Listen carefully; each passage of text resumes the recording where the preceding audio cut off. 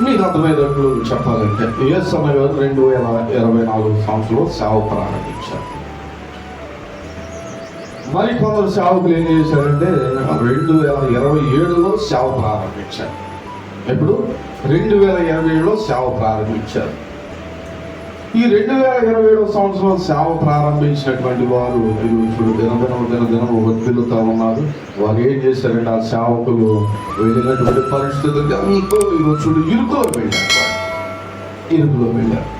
ప్రభు మహాకృపను బట్టి ప్రభు దీవించాడు, వారిని ప్రభు ఆశీర్వదించాడు. ఒక చక్కటి గృహాన్ని సేవకులు ఏర్పాటు చేసుకున్నారు.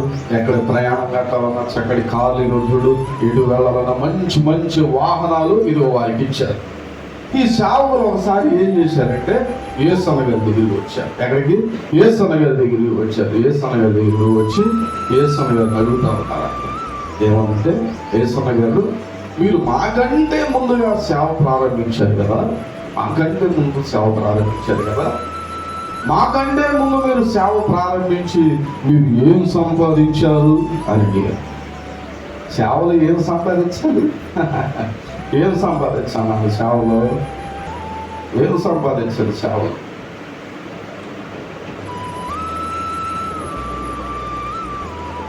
నేను సంపాదించాలంటే పౌలు గారు ఎన్నో సంపాదించేవాడు. ఒక చోట అన్నాడు, నా అవసరము నిమిత్తమే ఈరోజు మీ యొక్క నేను చేయజాపాను, కానీ ఇది వెండినైనను బంగారనైనా మీ యొక్కనేమో ఆశించలేను. యేసన్న గారిని అడిగినప్పుడు యేసన్న గారికి ఏం చెప్పాలి అర్థం కాదు. వారు ఎలా ఉన్నారో, వారి స్టేజ్ ఏంటో ఆయన తెలుసు. ఆయన కంటే ఇదిగో చూడండి వెనుక వచ్చారన్న సంగతి కూడా ఆయనకు తెలుసు.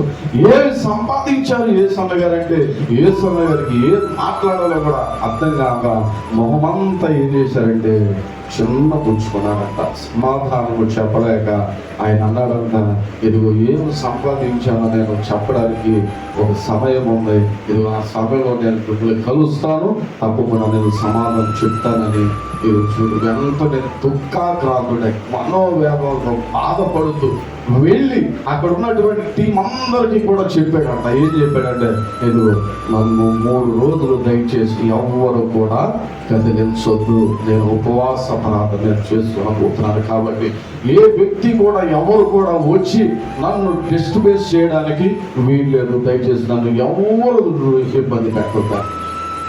3 దినాలు చూడు గదిలోకి వెళ్ళిపోయాడు, లోపల గడి పెట్టుకున్నాడు. చూడు ఉపవాసం ప్రారంభించాడు. నేను చూడు 1 రోజు అయిపోయింది, 2 రోజులు అయిపోయింది, ఆహారాన్ని తీసుకువెళ్తున్నారు. దేవుడు నాతో మాట్లాడలేదు, కాబట్టి ఈరోజు ఎవరు కూడా నాకు ఇబ్బంది పెట్టద్దు, ఇది దయచేసి ఆహారం కూడా నాకు అట్లా 3 రోజులు అయిపోయింది. 3 రోజుల తర్వాత కూడా తీసుకువెళ్తే నా దేవుడు ఇంకా ఈరోజు నాతో మాట్లాడలేదు, దయచేసి నన్ను ఎవరు కూడా ఇబ్బంది పెట్టొద్దని ఆ గదిలోనే పడి దుఃఖాక్రాంతుడై కన్నీరు విడుస్తూ దుఃఖముతో ఈరోజు ఎంతగానో ప్రార్థిస్తూ ఉంటుంటే ఈరోజు చూడండి ప్రభు యేసన్న గారికి ఒక దర్శనాన్ని చూపిస్తా ఉన్నాడు. ఏంటి ఆ దర్శనం అంటే, ఈరోజు చూడండి యేసన్న గారిని ఎక్కడ తీసుకువెళ్ళాడంటే ప్రభు పరలోకాన్ని తీసుకువెళ్ళాడంట. ఎక్కడికి? పరలోకాన్ని తీసుకువెళ్ళాడు. ఎవరిని?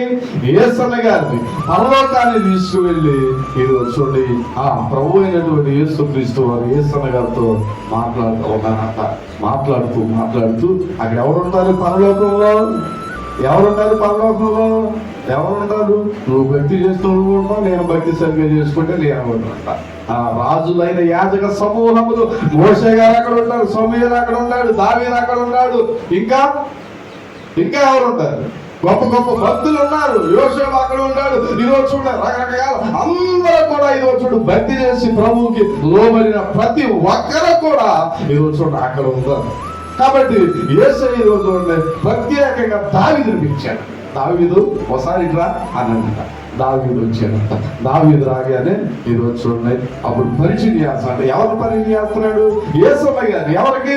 దావీదుకు పరిచయం చేస్తున్నాడు. దావీదు ఇదిగో నేను చెప్పేదిగా అన్నాడు. ఎవరు? యేసయ్య. ఇప్పుడు యేసయ్య గారు అనుకుంటారంట నాయకుడు యేసు ప్రభు ఏంటి దావీదుకి ఈరోజు నా గురించి చెప్పడం ఏంటి? ఒక ఆశ్చర్యాన్ని లోని ఈరోజు పట్టలేనటువంటి సంతోషం ఉత్తేజంతో ఈరోజు నింపబడ్డాడంట. దావీదుని పిలిచి, నేను చెప్పానుగా, ఇదిగో చూడు, ఈయన ప్రపంచ వ్యాప్తంగా అనేకమైన పాటలు రాస్తూ అనేక ఆత్మలు రక్షిస్తున్నటువంటి వాడు ఈయన. గొప్ప గొప్ప పాటలు ఈరోజు చూడు రాశాడు ఈయన అని దావీదు పరిచయం చేస్తే అప్పుడు దావీదు అన్నాడంట, ఈరోజు ఆహా నువ్వే యేసయ్య గారు నీ గురించి ఎప్పుడు యేసు ప్రభు చెప్తా ఉంటాడు అని చెప్పాడు. హల్లెలూయా, హల్లెలూయా. ఏం చెప్పాడు దావీదు? యేసు ప్రభు ఎప్పుడు కూడా ఇదిగో చూడు, ఇదిగో ఫలానా ఆంధ్ర రాష్ట్రంలో ఇదిగో మంచి మంచి పాటలు రాస్తున్నటువంటి ఒక గాయకుడు యేసయ్య గారు ఇదిగో చూడు ఉన్నాడయ్యా అని దావీదుకి ఎప్పుడు ఇదిగో చూడు చెప్తా ఉన్నాడు. ఎందుకు ప్రత్యేకంగా దావీదు చెప్తా ఉన్నాడు? ఆలోచన చేశారా? దావీదు కీర్తనల ద్వారా మంచి మంచి పాటలు రాశాడు. మంచి గాయకుడు, మంచి రచయిత. ఇదిగో తంబుర సితారాలతో ఇదిగో మంచి వాయిద్యం వాయించి ప్రభుని ఎంతగానో సంతోషముగా ఇదిగో తనకు తెలియనటువంటి రీతిగా తన శరీరంపై వస్త్రాలు ఏమవుతున్నాయో కూడా తెలియనంత రీతిగా ఇదిగో ప్రభువులో ఆనందించినటువంటి వాడు దావీదు. కాబట్టి ప్రత్యేకంగా ఏం చేశాడు? దావీదుని పిలిచి దావీదుని పరిశీలించాడు. అయిపోయిందా? అయిపోయింది. అక్కడకు మళ్ళీ అన్నాడు ఈరోజు యేసు ప్రభు వారు ఇదిగో రెండు వెళ్ళి ఈరోజు అక్కడ కిరీటం పట్టాడు అన్నాడు. కిరీటం పట్టమంటే యేసయ్య గారు అనుకుంటున్నారంట, అమ్మో నా యేసు ప్రభు చూస్తేనే ఎంత సుందరాముడు, ఎంత అందంగా ఉన్నాడు, అసలు చూస్తానికే ఈరోజు నా కళ్ళు రెండు చాలట్లేదు. ఈ అందగాడు, ఈ సుందరాముడు 10,000 మందిలో గుర్తించదగినటువంటి వాడు ఇదిగో ఈ కిరీటం పెడితే ఇంకెంత అందంగా ఉంటాడు అనుకున్నాడు యేసయ్య. హల్లెలూయా అనుకుంటూ ఉంటాడగా ఇదిగో చూడండి యేసు ప్రభు చెప్తున్నారంట, ఇదిగో చూడండి స్వయముగా ఆయన ఆ కిరీటాన్ని తీసుకువెళ్ళి యేసయ్య గారికి పెట్టారు. ఎవరు పెట్టారు? ఆ కిరీటాన్ని యేసయ్య గారు ఏమనుకుంటున్నారు? యేసు ప్రభువుగా కిరీటం అనుకుంటున్నారు. ఆయన ఇదిగో చూడు దానికి తగినటువంటి పాత్రుడు అని అనుకుంటున్నారు. కానీ ప్రభు మనకు ముందుగానే చెప్పాడు కదండి, కొన్ని ఈరోజు వాగ్దానం చేశాడు కదండి, జీవ కిరీటం ఇస్తానన్నాడండి, నీటి కిరీటం ఇస్తానన్నాడండి. ఇదిగో చూడు అలా ఎన్నో కిరీటాలు ఇదిగో చూడు ఆ బైబిల్ గ్రంథాలు ఉన్నాయి. ఆ కిరీటాలు ఇదిగో చూడండి మన కొరకు దాచబడి ఉన్నాయి. ఆ కిరీటాన్ని ఇప్పుడు ఏం చేశాడు ప్రభు? యేసయ్య గారికి పెట్టి యేసు ప్రభు ఇదిగో చూడు అప్పుడు మాట్లాడుతున్నారంట యేసయ్య గారితో, యేసయ్య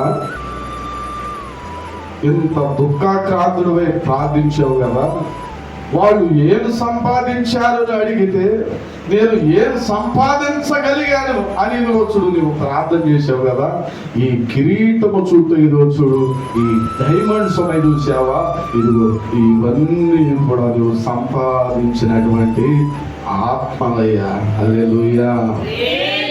నశించిపోతున్నటువంటి ఆత్మలను లోకములో ఇదిగో చూడండి మురికి గుంటలో నాశనమైపోతున్నటువంటి ప్రతి వారిని కూడా నీ వాక్యము ద్వారా బలపరిచి అనేకులు ఇదిగో చూడు వారు నశించిపోతున్నటువంటి కొలిముల నుంచి లాగగలిగినటువంటి సమర్థుడు అయ్యా నువ్వు.